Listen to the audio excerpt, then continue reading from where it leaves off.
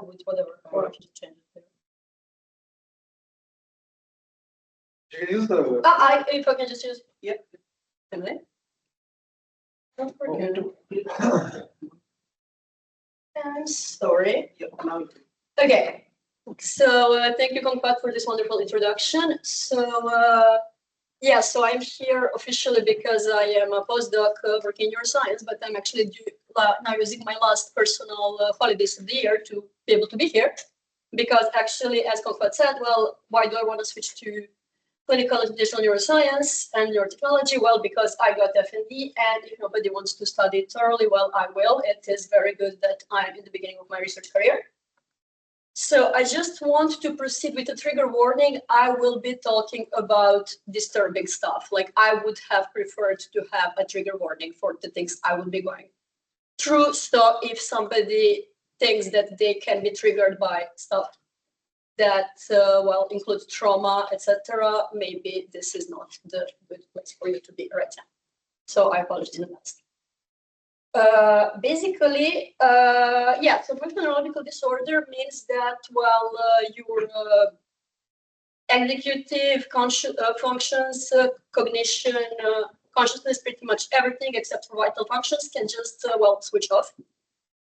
And it is also known as conversion disorder previously, and before that as conversion hysteria. Thank you, mad scientists. And I also like to call it brain isn't braining or professional drama queen, because that explains a lot better. So there's this huge variability of symptoms. I stopped counting mine when I arrived to 23 different manifestations of my, what we call seizures, but they're more of events than actual seizures. And the most impressive ones are those that are related to movement. I mean, I disagree, but that's how it is. And those are the widely research ones. So this is just me sitting comfortably on a plane. Hopefully it works. Yeah. Okay, so this this resolution doesn't do justice because on my computer it is like shaking like crazy. So this is just my finger randomly shaking. If I would just take it in my other hand, it will stop, but I can't stop it. Like I can't just decide to stop it, right? And I can't decide to start it. I can predict those like with a couple seconds in advance. So here's just me texting somebody on the same plane. And you can just see that, well, I just realized I'm going to go into a seizure. I'm going into my seizure. Nobody even realizes that on the plane because they don't look like typical seizures. And then I just proceed to create a perfect audio with like just explaining whatever without any speech trouble. Since tremors seem to be something that you can actually fake, I would like to present you with this wonderful thing that maybe is not going to work on the video. Okay, so here you actually see kind of a ripple under my skin, just doing a random creepy thing. You don't, but I mean, there will be a recording and, well, it just goes like a bomb that is about to explode pretty much, which is not convenient on a plane. What I find way more distressing is whatever you don't immediately and easily observe, which is everything that impacts cognition. So my latest brain hypes, which I like to call like that, because like I said that like it's not seasonal, but like there's very big variability. So currently I've been dealing a lot with a lack of proprioception. And so this is me. I have been doing pole dance for 7 years. So we could argue that I'm like reasonably good at it before I got sick. And here my task, I mean, there wasn't a task, it was just like I was just recording myself because that's what we do. So my task was when I invert, I'm just supposed to look straight ahead. I'm very sorry, but how am I supposed to know what is straight ahead? So it looks like this. I'm trying to find straight ahead, and there it's not cut, it's just not showing. I don't know. Okay. And spatial disorientation. So here, this is like the simplest thing that you learn at your introductory first ever crash course of pole dance is to do a simple pirouette. Easy peasy. This is me after 7 years of training. I don't know if you saw that, but like I can't grab the pole again because I'm not seat. I have no idea where it is. So my apologies for Louis for this is scrolling. I just had this our race, but like we literally didn't stand any chance because I have no idea what I'm doing, right? So my working hypothesis, since I stopped counting as 23 symptoms, now they have to be like 30 or more, is that they don't mean anything. It is some underlying mechanism that leads to this, that could manifest in some big variety of ways. So I don't think that a good way to go is to just do some fMRI on linguistic areas when I'm having speech troubles. I think it's way more general than that and way more subtle than that. So some insights that I got from school here that were very useful. You'll see how useful just after that. I will just go through the most, let's say, scientific one, which was Fleur's talk online, where she just mentioned in her talk, it wasn't even like the main focus, but she mentioned the potassium imbalance that can lead to epilepsy over a period of time. And one of the specificities of FND is, as I said, that I can predict my seizures a couple seconds in advance, or maybe a second in advance. And also that first FND onset can usually appear with a significant time delay after some specific life events. So I asked her for some readings. She sent me this review paper. And in this review paper, there was one sentence that got my attention, which is that those potassium channels are linked to excitability disorders in plural. I was like, let's go and see what else is this except for the epilepsy, which led me to this other paper that was saying things about two specific channels that when they dysfunction can lead to both episodic ataxia and epilepsy. And I was like, okay, let me re-fact check myself. What exactly was episodic ataxia? And episodic ataxia is basically what my brain is doing. So slurred speech, you will see some slides on that later. Poor coordination balance, I think we'll figure that out already. And the rippling under the skin, that's like the most amazing because I got that for the first time on my plane to Derry the other day. So yeah, I'm thinking that maybe we should try modeling the role of these specific channels and see if maybe they are somehow related to dysfunction that is observed in FND. I got a lot of other super nice take-home insights. First, Mark this morning with his amazing presentation, Nothing About Me Without Me. I spoke to Mark before we actually came to Derry because we connected over our shared patient experience. Our situation is a bit different though because he already had an established career when he got diagnosed, and my diagnosis comes right during my first postdoc that is conveniently in neuroscience. So basically, I am going to make this my life career. We're just going to see exactly how. I didn't cite everybody here, but everything that was about BCI was super inspirational for me. And even when execution is impaired, that could be used. And I don't want to use it like a quick fix to just because my episodes, they're like 10 minutes, 1 hour most. But I think that it would be very good to distinguish objectively what I think I'm able of doing and what is just an execution problem, right? Because that, as you will see later, is not something that clinicians take very seriously currently. And of course, alpha wave suppression, if it could treat PTSD, well, PTSD is one of the risk factors, so maybe it could somehow be related to FND as well. There's a lot to explore. And of course, Maria with her multifactorial causes in psychiatric disorders and her amazing work to empower patients. That was very inspirational. And Comfort with, so there were two things that he told to me during this school that stuck, whatever. Sorry. Well, one is that, yeah, it could be something of altered network decision-making on a neural level. And well, I am determined to see what it is. And the second thing that he said, I will show you later. But why aren't we there yet? Because I just from this school, I got so many super interesting hypotheses to explore, right? So what's going on? Nobody trusts us. We're drama queens. So this is me meeting a friend in Marseille. So I've been living in Marseille for most of my adult life. And this is how I spoke to her in our native language, Serbian. And then I just continued speaking in fluent English as if nothing happened. And well, basically the natural reaction was, well, I mean, you just don't use Serbian that often anymore. Like, there is not often, and there is words gone in doctor, not normal. Okay. Clinicians don't treat patients because the disorder is uncommon. It is so not uncommon. It is like 80 to 140 per 100,000 people in the UK. That is huge, actually. And there are a lot of stereotypes. So as I mentioned, I live in Marseille. My whole life is there, and I got to the ER, and I spoke in French like this. So French is like I'm a French bilingual. I'm a late bilingual, but French is like my literally second native language. So this is what I was able to pronounce in French. And with my wonderful Serbian last name, I got this as an answer. And I was getting upset. And well, basically, they still didn't see any problem with my French not being good. And then I also pointed out to the fact that I'm actually having something that looks like a stroke. And this is my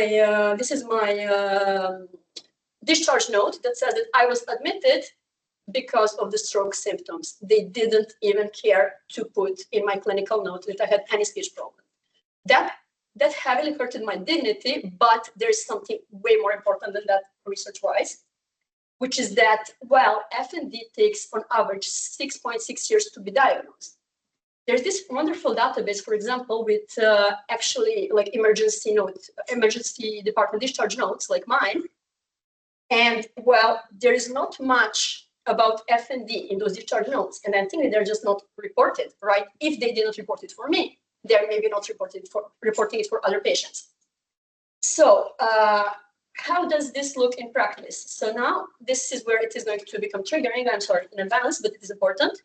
So I'm going to compare some bits of my first admission to the ER for stroke suspicion discharge note to how they define FND in the DSM manual.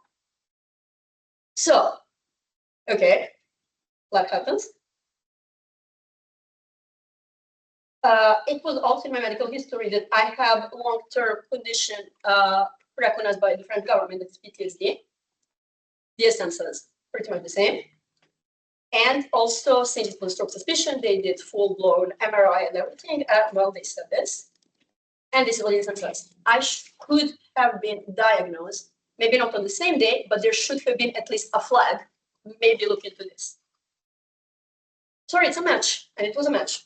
And yeah, so basically, as Taylor Tomlinson, a great stand-up comedian who is really advocating for mental health awareness, says, well, I mainly speak about 3 topics: dating is hard, family is weird, I'm mentally ill. That's what I'm doing as well. So, but I mean, I am trying to get a scientific point out of it. Basically, they didn't flag me for FND. They said consult psychiatry if the workup is negative. I'm sorry, this sounds dismissive because it's just like that. You come for stroke suspicion, and they tell you consult psychiatry if the workup is negative. What does that even mean? Tell me what into psychiatry. Like DSM has 1,000 pages. How do I know that? Oh, sorry. Yeah, there was also this. There is this wonderful book that somebody pointed me during this school by Snežana Todorović. It's all in your head, and I like to say it's all in your head is actually synonymous of it's intracranial. If I say it's intracranial, then suddenly it gets more interesting scientifically. So I took them seriously. Consult psychiatry. The workup is negative. I created a small machine learning script, teeny tiny, on my bus to Belfast the other day. And I basically managed to do some very, very simple sentence similarity analysis. And just by putting my own discharge note, FND was in top 3. The other 2 were trauma related, but that's because, well, I did the program on the bus because, like, obviously, if I say medical history PTSD, that shouldn't be the new diagnosis.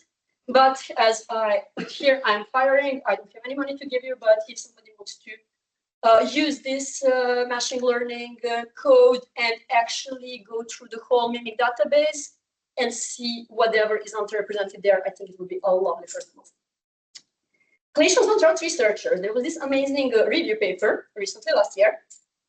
And well, I'm sorry, statistics are bad. I wasn't brave enough to look into this 3rd bullet point to see exactly what this disease is, because I think I have already enough going on. I spoke to my doctor about this, and basically, yeah, it doesn't happen in the service. And what else doesn't happen in the service? The follow-up. Like, I have been discharged after 1 year because there is a lot of patients, there is a big turnover. If I get Parkinson in 20 years, they will not have this information. There is no way for them to link it. But there is still this kind of stats. So, I mean, we should be taking things a little bit more seriously. And nobody trusts, so clinician researchers don't trust patient researchers. So this is me open to work. And this is the kind of feedback that I keep getting. I have a bunch of my data for the fact that I've done my PhD and my postdoc and my master's in neuroscience. I have a bunch of my brain data. There is a lot of like ideas to explore some initial hypotheses on my own brain and other brains, but maybe it's not a good idea. But nobody else is doing it. And combinations don't trust researchers. Well, there's this sweet spot, so it is not rare enough to attract sponsors. It is not frequent enough to be super annoying. It is not too bad to live with, although I disagree because, okay, maybe my whole dance thing is super impressive, but it's like a dog on a skateboard. Is it impressive? Yes, because it's a dog. Is he good? No, but who cares? So basically that's a quote from Taylor Tomlinson. But for me, it's the same. Like, okay, I function well enough, but not well enough for how I used to function, right? And not deadly. I didn't have time to triple check my references, but apparently it has the same morbidity rates as drug-resistant epilepsy. And yeah, too innovative, too risky, too uncertain. Okay, challenge accepted. I'm still gonna do it. I just wanted to flag some super nice patient initiatives, like Michael John Norton from Ireland, who is who published several books on his condition. He's also a PhD student in mental health, and there is going to be a call for chapters for our joint book very soon, and he already has one going on for a textbook on FND. And Audrey Bart from South Africa, who is also doing amazing stuff and collaborating with researchers. Well, what I'm going to do, and basically that's the thing that, that's the second thing that Comfort said that actually I took very seriously, which was not be shy. So I decided not to be shy, and actually the reason why I haven't been so involved in the last 2 days is because I decided that I'm going to apply for a postdoc fellowship in precision psychiatry. This is my beautiful title, and actually I found my supervisor by cold messaging him on LinkedIn on a Saturday night, and we're doing this. We're doing this. If I get it, the deadline is tonight. So I would like to apologize in advance for not joining you for the drinks later. And I really want to thank everybody who was so supportive and empowering and inspirational. And in particular, Shaugat for giving me the opportunity to actually come here physically and absorb all of the wonderful things that actually happened. So thank you very much.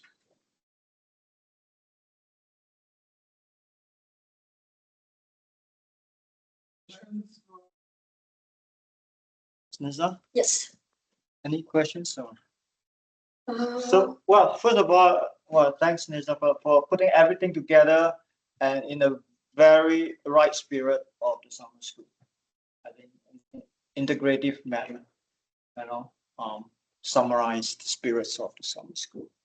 How that can be used to empower yourself to move yourself forward in your career. Just for people who are not postdocs here, I got some comments. You're applying, so what? It is a 30 pages proposal. I'm asking for 250,000 euros, right? So it's not like somebody who has a project and I want to work for them. I'm going to be the PI of this class, right? So it's going to be a 3 years project.